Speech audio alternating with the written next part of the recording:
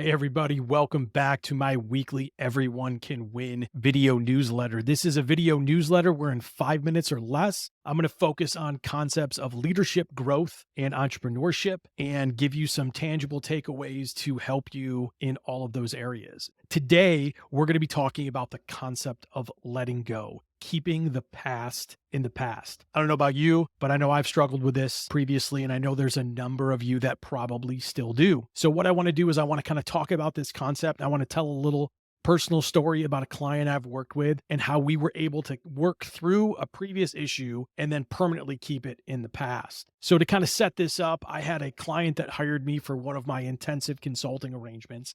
And the reason that they hired me was to help them grow their new business. This gentleman had left a W-2 job and had a concept and an idea to build a brand new business that he was extremely talented and gifted in, and was excited to work with him and grow through this. But in one of the first engagements, actually the first session that we had, we focused a lot and he focused a lot on talking about some previous issues, some previous kind of hangups that he had and how he was treated in a previous role, which was fine because we were doing discovery work. But as we continued to have this conversation, he continued to harp on this concept of some past issues that he had with an employer. And I immediately started to pivot in our first kind of coaching session and said, hey, listen, we need to stop this right here. If you want to grow your business, we have to keep the past in the past. And one of the things I very directly said to him was, you have to stop being a victim.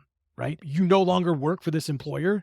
This employer is no longer putting food on your table, and you can no longer allow this previous employer and the issues that you had to affect your success moving forward. Quite plainly, he had hired me to help him grow his business. There was absolutely no way his business was going to be able to grow with him still focusing on what had happened to him in the past. The first thing we had to focus on was stop being a victim. And then secondly, I said, which became really apparent, is there was something more that needed to happen besides me just telling him to stop being a victim. I realized that there was a tangible kind of experience that needed to happen so he could close the door on his previous experience and kind of open the door for his new growth and his new business. My advice to him was very simple. I said, what can we tangibly do to be able to put the past in the past, be able to move forward in the future? What we agreed upon was him going in his backyard, responsibly starting a fire in his fire pit and burning something from his previous life that would tangibly show that he was closing the door on one chapter of his life and kind of being able to move forward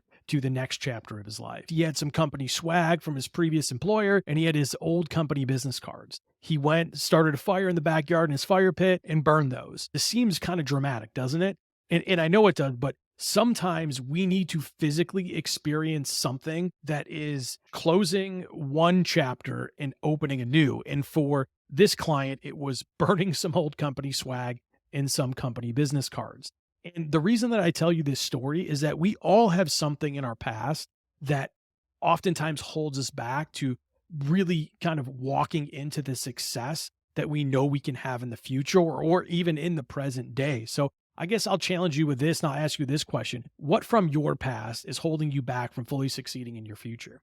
Once you identify what that is, do something tangible to just close that door from a negative standpoint so you can start positively walking in the future. You don't have to start a fire. You don't have to burn anything. Obviously, be responsible with whatever you do. The fact of the matter is, if you're allowing things from your past to prevent you from succeeding in the future, you need to address that. Because if you don't address it, it's going to continue to creep into your everyday life and it's going to creep into the success that you want to have. I just really encourage you to make sure that you do some self-reflection, find out if there's anything back in your past that's hurting you, figure out how to address it so you can move forward and have success. And that's what we want to talk about every single week. The Everyone Can Win video newsletter is that you can win. You can win your way. And you can do it if you define those things in your own way. I'm going to continue to bring more actionable advice every single week in this video newsletter. If you found this helpful, I'd really appreciate if you subscribe to this as well as share this with a friend or a colleague so they can be helped as well. We're going to be talking every week about something focused on leadership, growth, or entrepreneurship, and really appreciate you joining. So